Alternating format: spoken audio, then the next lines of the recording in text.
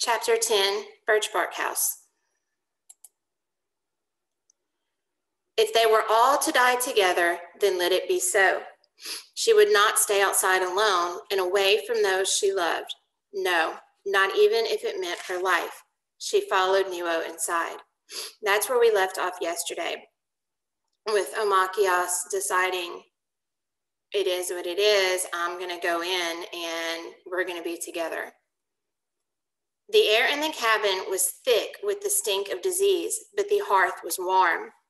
Nokomis had the sick ones arranged in their bedding, blankets pulled neatly up to their chins, mats clean on the floor all around the fire. Although Nokomis sat next to Mama in a stupor of exhaustion and did not at first speak to Omachias, she nodded encouragingly at Angeline, who slept easily now, her fever broken, her hands limp on her blanket. Omachias crouched beside her. So Nokomis is not sick. Nokomis is the one that's been in the sick cabin taking care of the sick family members. And when Omachias walks in, Nokomis is just too exhausted to even speak to her. So she just kind of nods at Angeline, telling Omachias to go to be with Angeline to check on her. And Angeline is sleeping better now. Her fever's broken, so she's kind of on that road to recovery. Omachias crouched beside her. That's when she saw that the beautiful face of her sister was covered with ugly sores and vivid lumps, and her mouth, when she opened it to breathe, showed that her gums bled painfully and stained her teeth red. Her hair was caught in a thick mat, but she was alive. Her breath moved steadily in and out. So now Angeline has sores and lumps just all over her face. Her mouth is bleeding. Her hair is just a mess, matted and clumped up, but she is alive and she is breathing. Mama slept, also covered with sores, unconscious, and still in the depth of her danger. Pinch kept tossing off his covers or dragging at Mama's. With a weary, loving, unthinking movement that showed she had done this thousands of times before, Nokomis replaced the blankets, held a tin cup of water to Pinch's lips, trickled a little water between Mama's lips, then Angeline's. Day-Day slumped over by the fire. She did not disturb, except to lower him to the earth. So Mama's still just in the middle of fighting the disease, still in a lot of danger. Pinch tossing and turning, not feeling good, tossing up his covers, pulling Mama's covers. And it says with a weary, loving, unthinking movement that showed she had done this thousands of times before. So at this point, Nokomis is just kind of autopilot. She's not even thinking about what she's doing. She's just doing it. It's habit.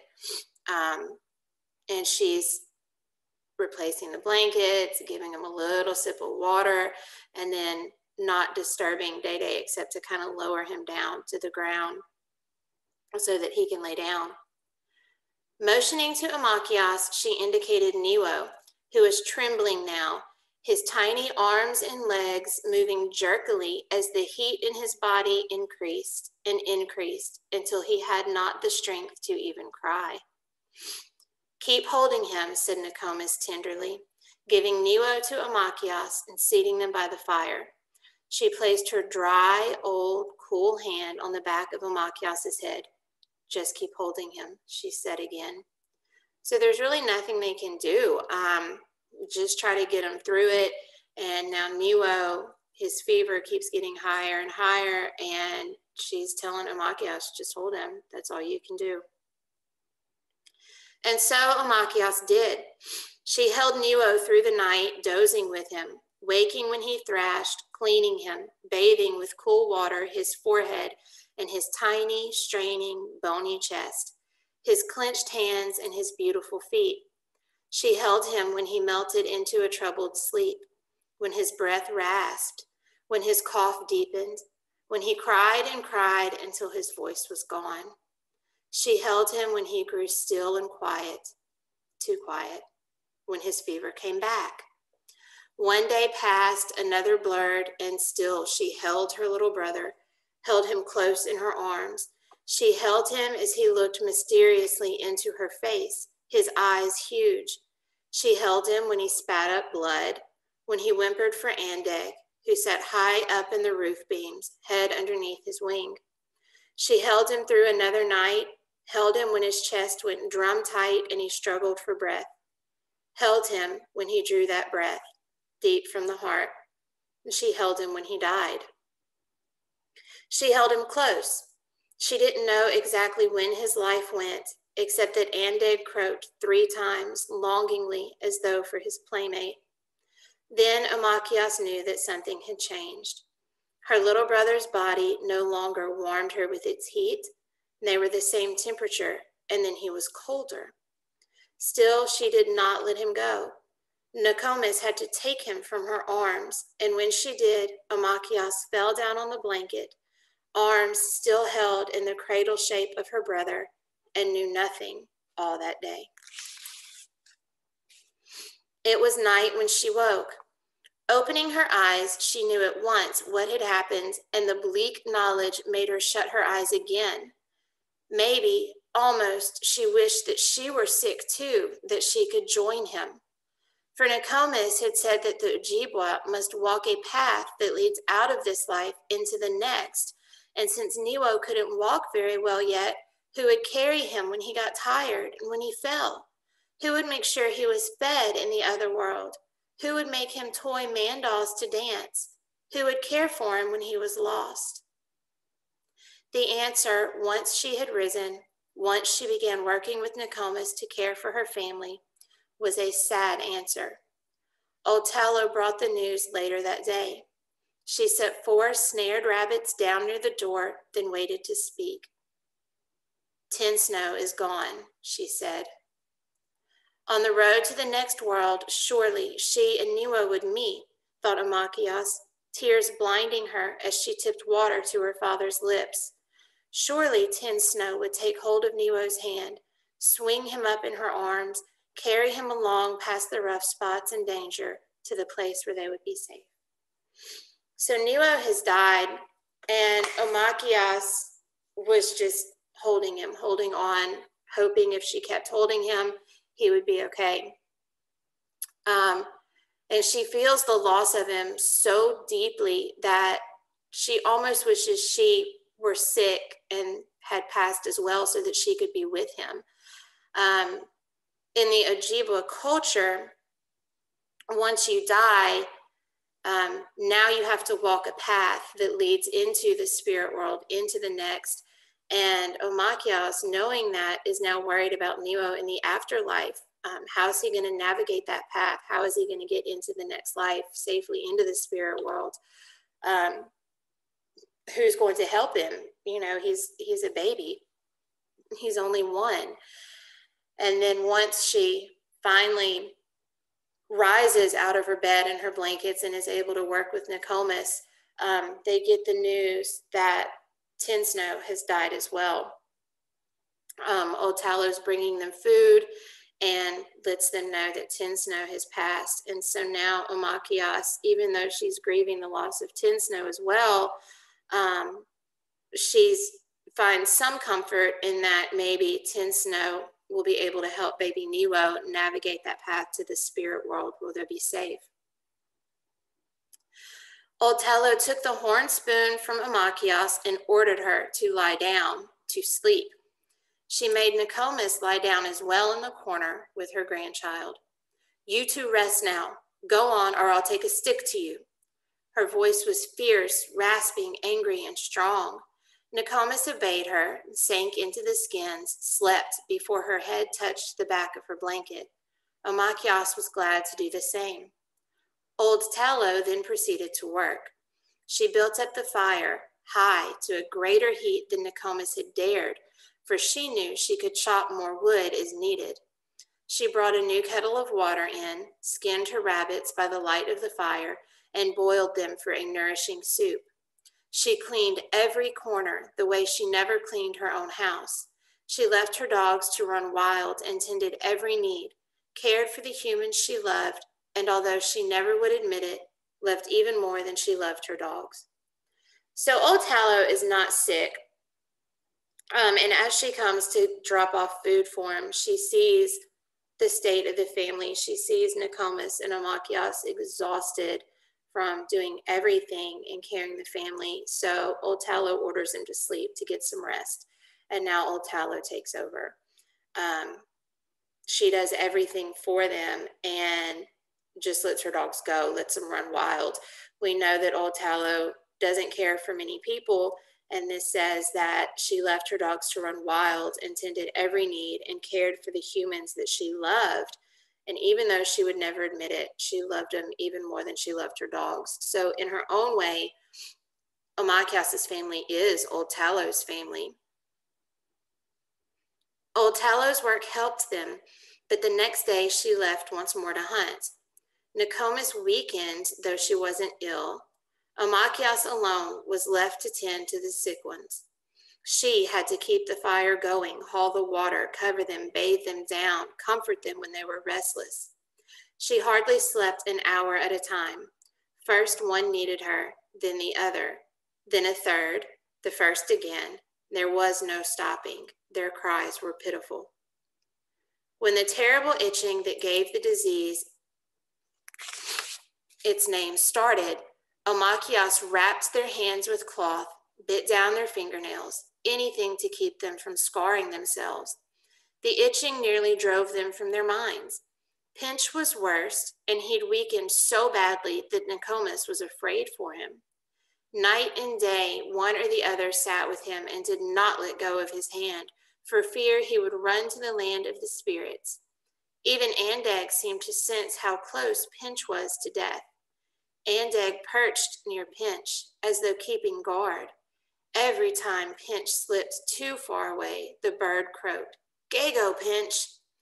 One stubborn eye flared open, and Pinch fixed his annoyed little boy glare upon the bird. He was mad, but he got well. "Gago, Pinch, Gago, Gago," called Andeg. What he really meant was, "Don't go, stay here." So they're trying to keep Pinch here. Remember, in their culture, the spirit can choose to leave, can choose to join the spirit world as they're approaching death, and they're trying physically to hold Pinch here, to hold his spirit here so that he does not go and join the spirit world. And even Andeg can sense how close he is to death. And so every time Pinch kind of slipped too far away, like his spirit, his soul started slipping too far away, the bird would call him back. And through this, Pinch got well. One night, Amachias woke to see Dede trying to rise to his feet. In the dim light of a low fire, she saw him throw off his blankets.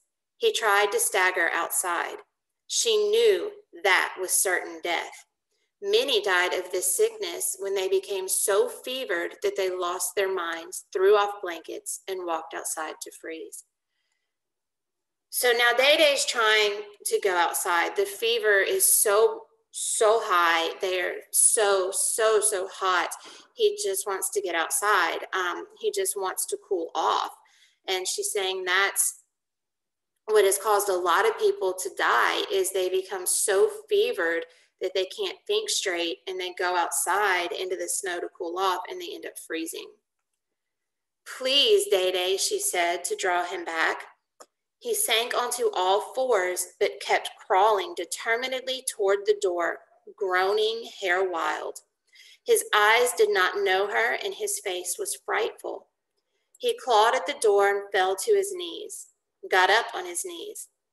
This time, he was so determined that Amachias knew there was no way she could save him from going outside. He was too strong for her, even in his sickness. "Gawin Onjira," she said.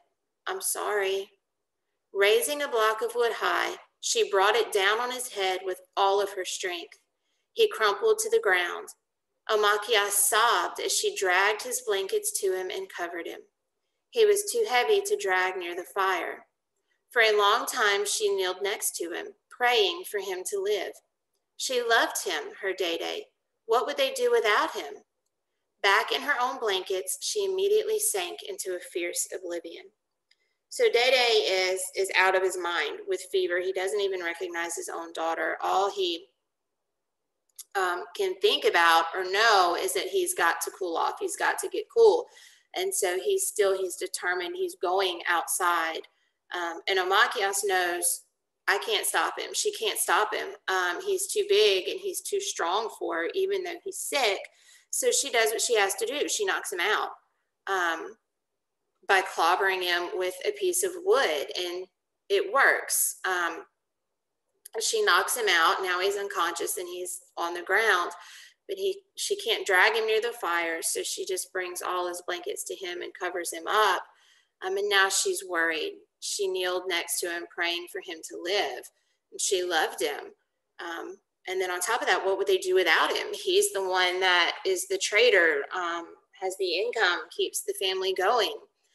And she's so exhausted that she sinks into sleep, into oblivion. When she woke, it was morning. Instantly, she remembered the night before. Was her father dead? Had her blow killed him? Fear gripped her as she crept to his side, put her hand to his lips. His breath came evenly. He seemed a little better even than the day before. As the morning went on, he sipped broth for the first time, opened his eyes. My little frog, he smiled, closing his eyes again, this time to sleep comfortably. You could bring down a bear with the strength in your club. His fever was broken at last. So now when he wakes, Dede's a little bit better. Omachias wakes with the fear that she had killed her father, that she had hit him too hard. And she's kind of scared to check on him, but he is breathing evenly. He does seem a little bit better, and we continue seeing improvement in Dede.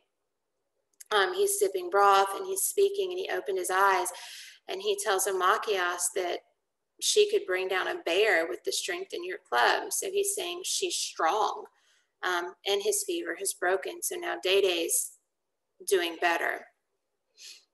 Omachias's constant attention brought the little family through the first part of the illness's danger.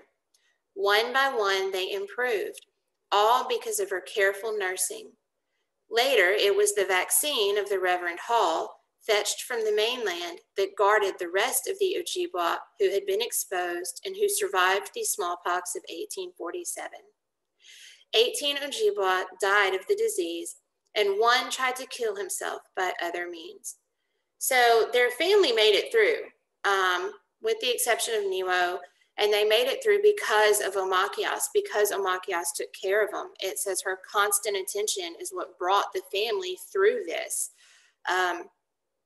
She kept them all safe. She got them all well. They all improved. And then finally there was a vaccine that came. And it says that 18 of them had died and that one man tried to kill himself. That man was Fishtail. No one had understood it of him, but his wife was everything. When Tin Snow left him, Fishtail would not leave her body. He slashed his arms and was found in the blanket beside her, half alive. He survived, but once he had the strength, he cut off his long, thick, splendid hair. He buried it with the sweet woman who was called Tin Snow, not because her own skin was white, nor because she had much of anything to do with snow at all, but because the kind assurance of her nature had reminded her namers of the way the deep snow covers and forgives all it touches when it falls. So Fishtail was so grieved by his wife's death that he tried to join her. And it says that she got her name because she was so good, she was so pure, she was so kind.